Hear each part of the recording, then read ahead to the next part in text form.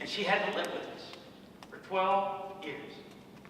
So finally, he was arrested. He was brought to trial. And he got 2 to 14. Spent 2 years, over 2 years in jail, which wasn't enough. It just was not enough. And I was scared to death of him even after that. My mother, after a year or so, remarried, married a very nice guy, worked in a foundry. His name was Kenny Kelly. And he treated me and my brother and sister like we should have been treated as kids when we were younger. So we finally got away from him. My mother and stepfather would go out and go dancing on Friday nights when they got a chance, because my mom liked to dance and so did he, and they would go out, twirl around it. I was 12 years old, so Mom said, you know, we can't afford a babysitter. We'd like for you to watch the kids. And I said, oh, that's fine, that's fine. They had a Hudson Hornet. I don't know if any of you remember a Hudson car, but Hudson Hornet was really a big car in those days. And on the front of it, it had a little triangle like this with a light in it. And I was so terrified.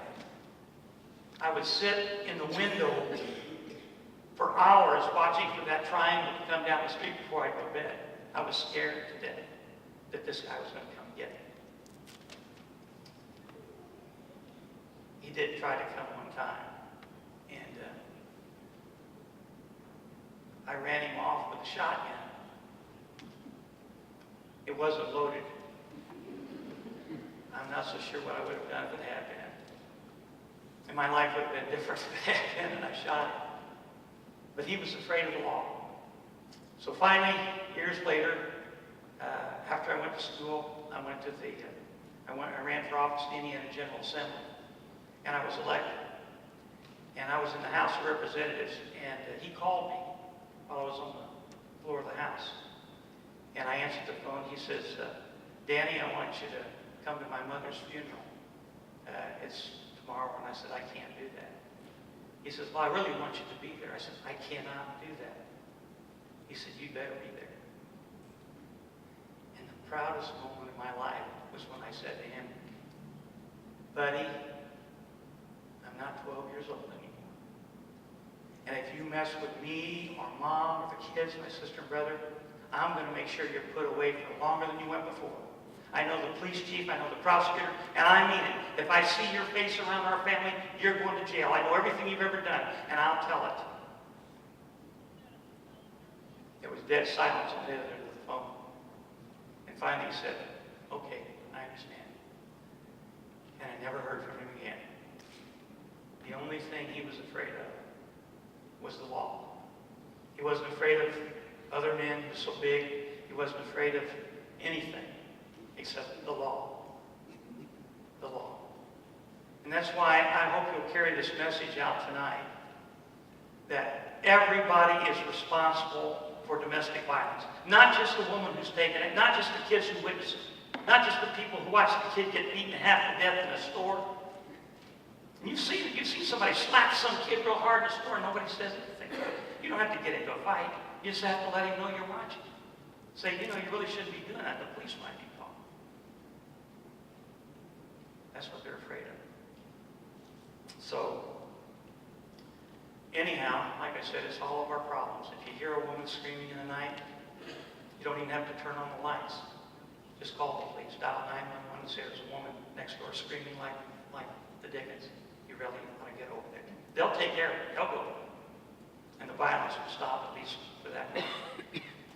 And if there's people like the leaders here tonight who can advise her to get away from a group like that before it's too late, and there's a place you can finally go. There's family support centers around the state. There's all kinds of organizations today that will help a woman get away from a guy like that and help the kids.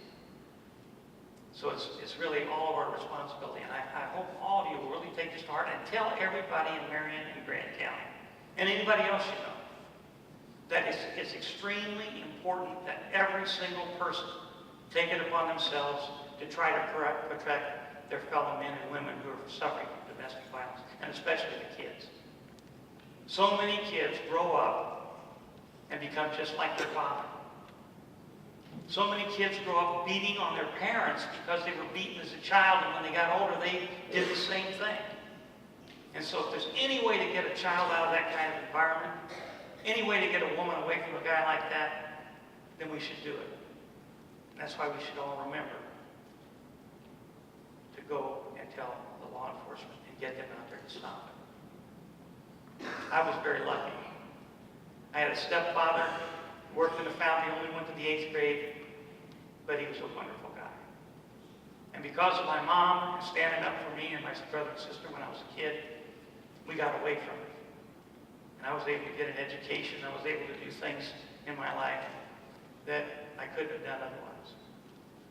A lot of people said, well, you know, you can't get away from it. You can't make anything out of yourself because you went through that. But you can. And so for the young people who are here tonight, if you see domestic violence and you're living with it, remember, if you get away from it, you can achieve almost anything in life. Just get away from it.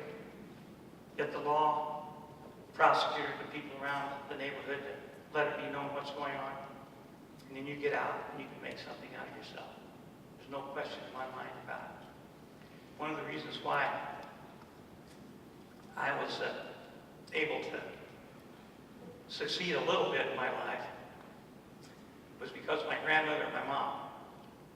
When we finally got away from her, my grandmother, who died when she was about 90, she would always try to get me to read the Bible, which I did. That's one of the reasons I guess I went to the seminary. And she would also read poetry to me all the time. And she'd say, you really ought to memorize this, Danny. You really ought to memorize this. And so I started, by force, so to speak, memorizing poems. And they have been a great help to me throughout my life as well as the Bible, those two things. And so I like to end, and I'm saying this to you young people tonight. I want you to listen to what I'm saying. This is a poem my grandmother taught me. When things go wrong, as they sometimes will, when the road you're trudging seems all uphill, when care is pressing you down a bit, rest if you must, but don't you quit. Because life is queer with its twists and turns, as every one of us sometimes learns. And often the goal is nearer than it seems to a faint and faltering man or woman. Often the loser has given up when he might have captured the victor's cup, and he learned too late when the night came down how close he was to the golden crown. Success is failure turned inside out, the silver tint on the clouds of doubt. So stick to the fight when your heart is hit. It's when things go wrong that you mustn't quit. Thank you very much.